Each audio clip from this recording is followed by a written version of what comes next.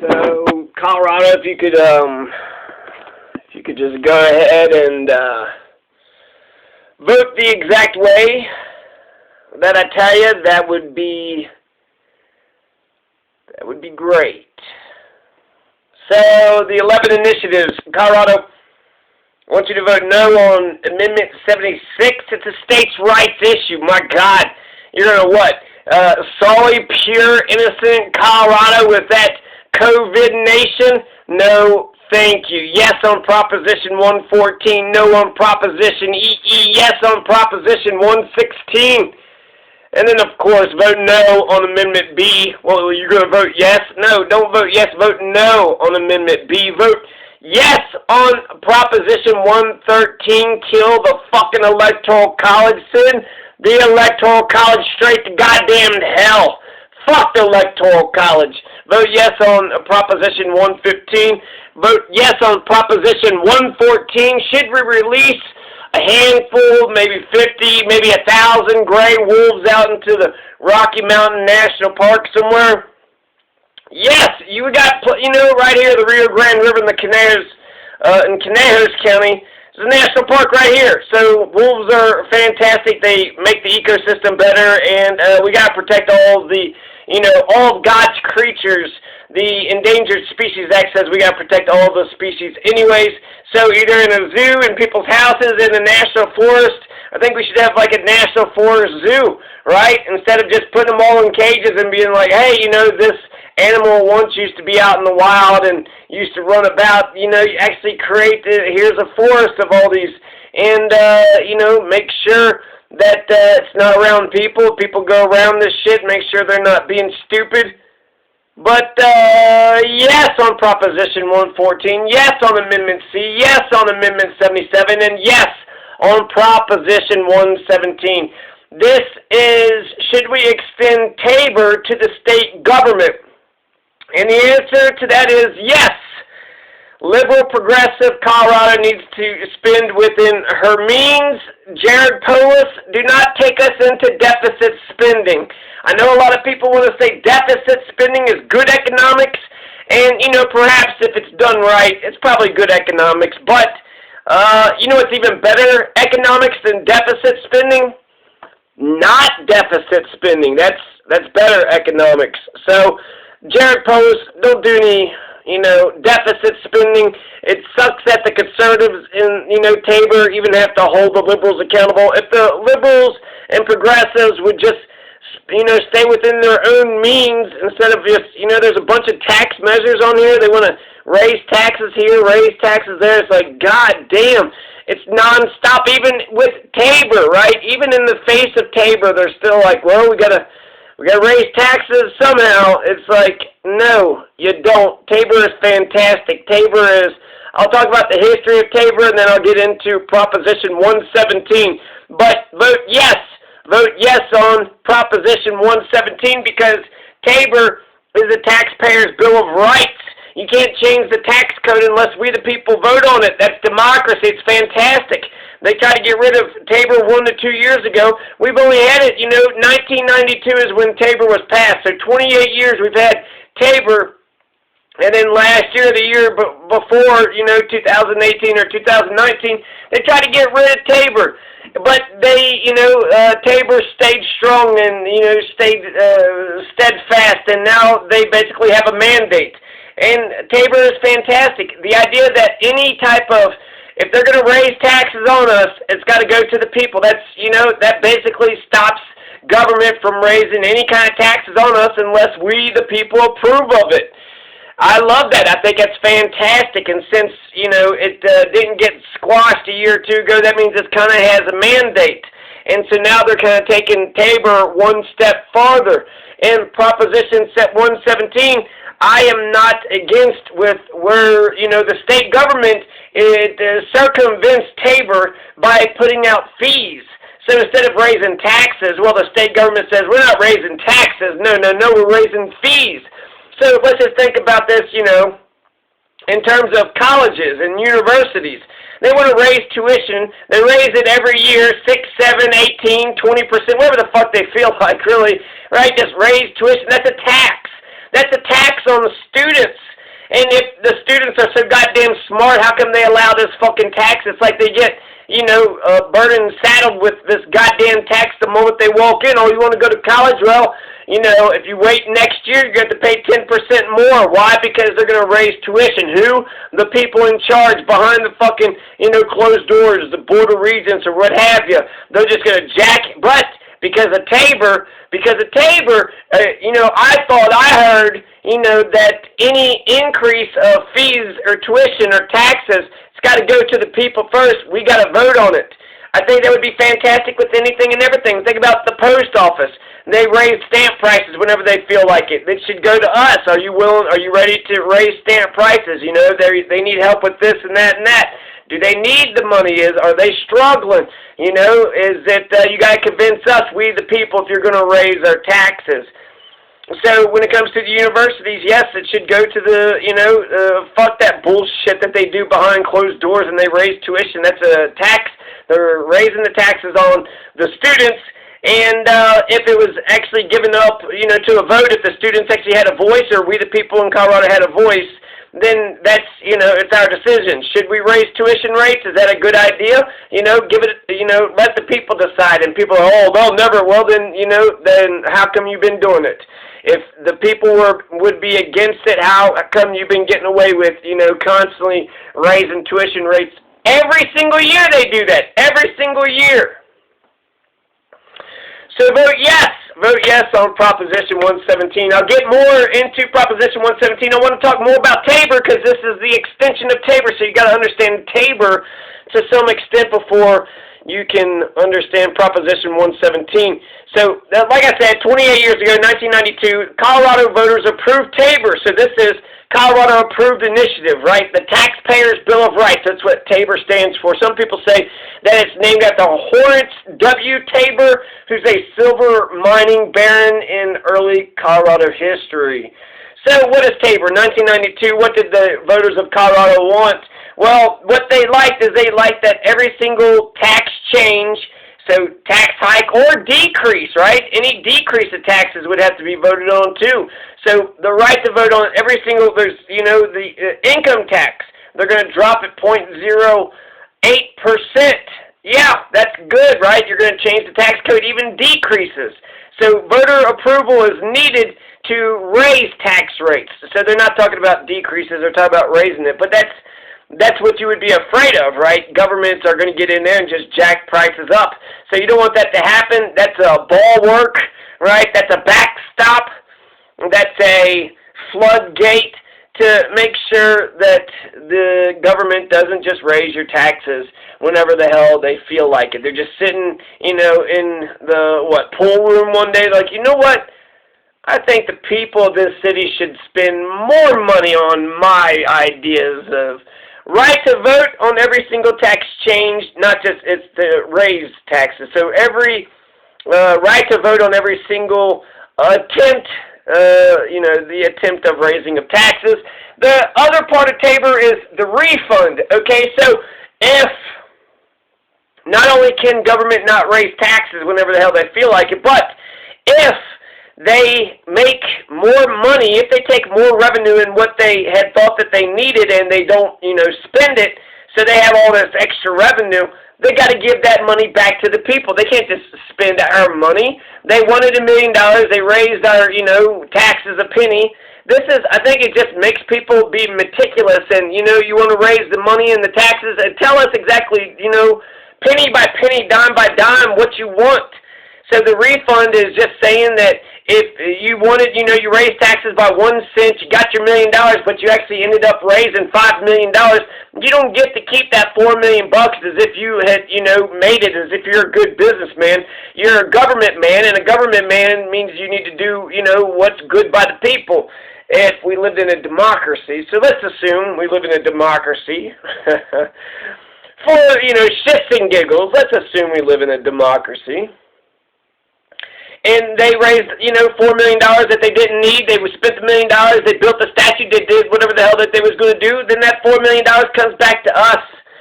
So refunds there's an artificial ceiling on public revenue when times are good. So let's see, allows the government to spend the extra tax revenue collected if the existing tax rate is lower than the total rate of inflation and population growth, but not if the revenues collected are more than needed adjusted for inflation and population growth. Okay, so that after Tabor, you get your refund, right? But after Tabor, you also had this 2005 referendum C. So 1992 Tabor, right, for 10 years, 13 years, it was just Tabor, but now you got this Tabor Amendment 2005 referendum C. And what referendum C of 2005 says for Tabor is they raised the cap. Right? They said that you have to give refunds back, but then they're saying, well, what about inflation? What about population growth? You got to adjust for those things, and of course you got to adjust for inflation and population growth. So Tabor says, here's the limit, here's the cap, and then referendum C says, no, the cap is actually way up here. It's not just what you just said in 1992. It says what you said in 92 plus adjusting for inflation and population growth. So all surplus revenue in excess of the limits set by referendum C of 2005 must be refunded back to the Colorado taxpayers from the general fund.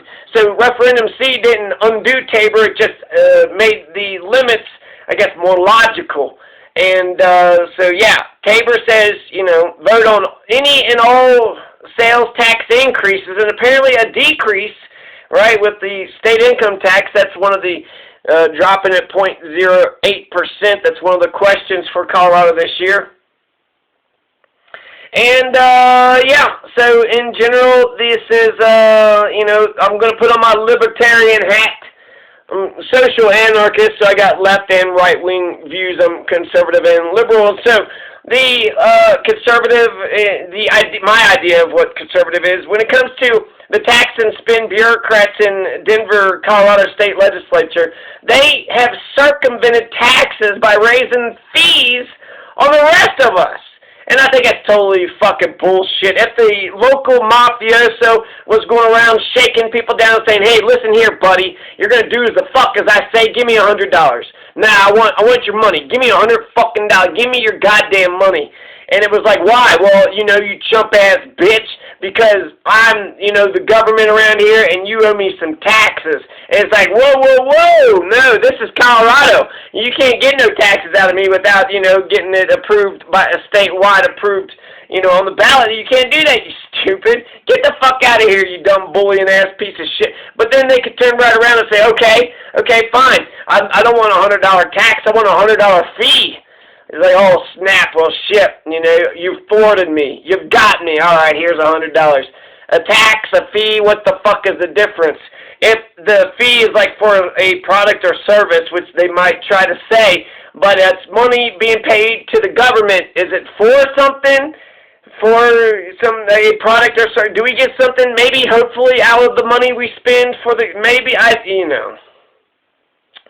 So, yeah, Colorado, vote yes for Proposition 117. This is the extension of Tabor. The voter approval should be needed for the creation of certain fee-based enterprises. So if you vote no, you're saying no statewide voter approval is needed for new state enterprises. Now, if you get the enterprise designation, then that means you don't have to go through Tabor. You can just raise people's taxes.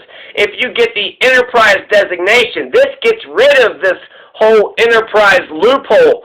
So if you vote yes on Proposition 117, this says that you have, in order for the state to have a new state enterprise, and what they're defining it as not just any state enterprise, but a big, gargantuan. If in 5 years this brand new state enterprise is going to make $100 million or more, then you got to get statewide voter approval.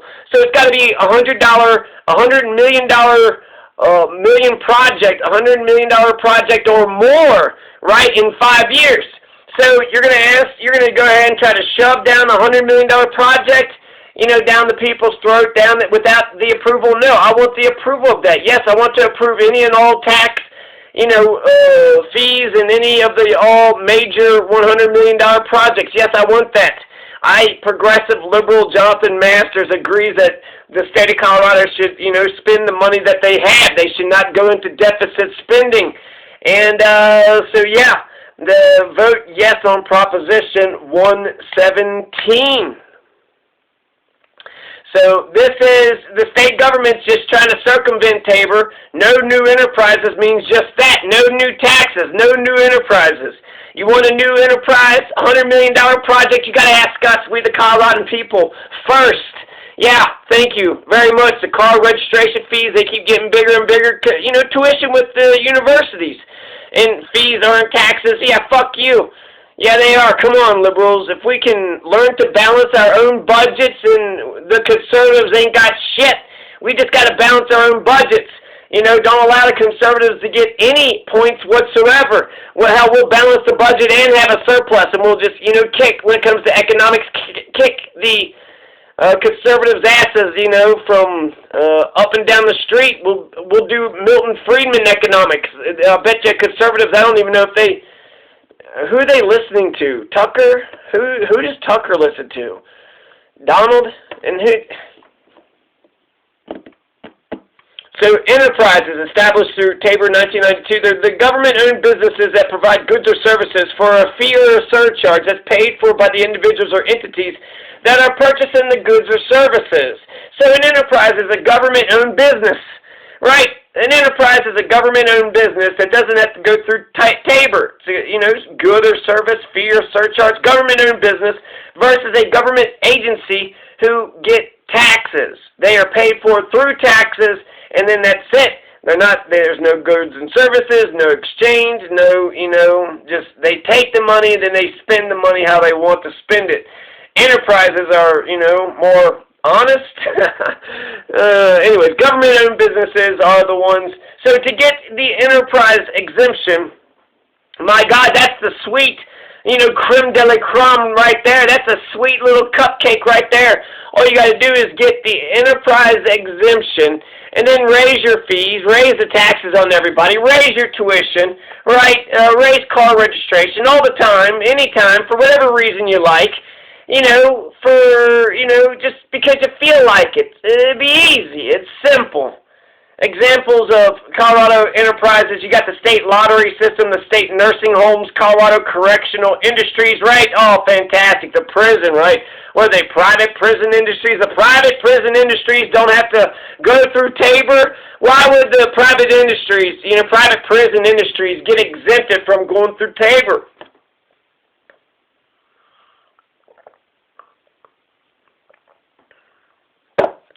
All these have to do with taxes, you know, fees. I guess you could, if there was a product tied to the thing or a service, then that would be different than a tax, which is, a tax is just stealing of money for no apparent reason, whereas a fee is the exchange of a good or service. So what's the good or service for the private prison industry? Right, the college assist, you got including student loan program, college access network. These are all Colorado enterprises. These are all exempt from Tabor currently, right now. Colorado's Parks and Wildlife, the Division of Wildlife. Higher education institutions, universities, colleges, statewide tolling authorities, statewide bridge enterprises. And this, you know, this is ridiculous. This is, you know, the correctional industries, the prison, state nursing homes, state lotto, college assist. They're all exempt from a statewide Tabor vote. It's bullshit. All the taxes should be up for a vote. I'm okay with that. $100 million, that's a big fucking deal. $100 million, that ain't no, you know, that's a good chunk of change. The bureaucracy, they're just too, you know, I think they just, the deep state, there's a deep state in Colorado. They just love that tax money, just going to sit high on the hog taking our money. And what are they doing for any of us? Anything? So all the changes in the tax code should be slow, thought-out changes. And, of course, most people are saying, yeah, lower our taxes. Most people would never disagree with, if you can lower taxes, then you should lower taxes. I'm okay with paying my fair share in taxes. I just don't want to raise taxes just to be raising taxes any and all goddamn day. I don't want it to be like 90% tax rate. I want just, you know, for people to pay attention to it. Make sure you're not bankrupting people. And so here's how, you know, instead of just jacking prices up, if the University of Colorado wants to raise tuition rates, you know, instead of just stealing money because they're lazy and stupid and they can't think of outside pea-brain, myopic, bureaucratic mindsets, and they'll have to present a tax hike. And they'll have to say, we need to raise tuition, for this reason and that reason. And the Coloradan people will have to say yes or no to that tax hike on students. And that's exactly how it should be. So vote yes on Proposition 117, Colorado. Vote yes on Proposition 117, Colorado. It's 3:06 in the p.m. It's 2020, September 13th, 2020. And general election is not a month and a half away. So, when you get your written ballots, Colorado, make sure you go ahead and say yes to Proposition 117. Peace. Because that's what I'm going to do. And I ended it off so good. I felt like it was pretty good up until that.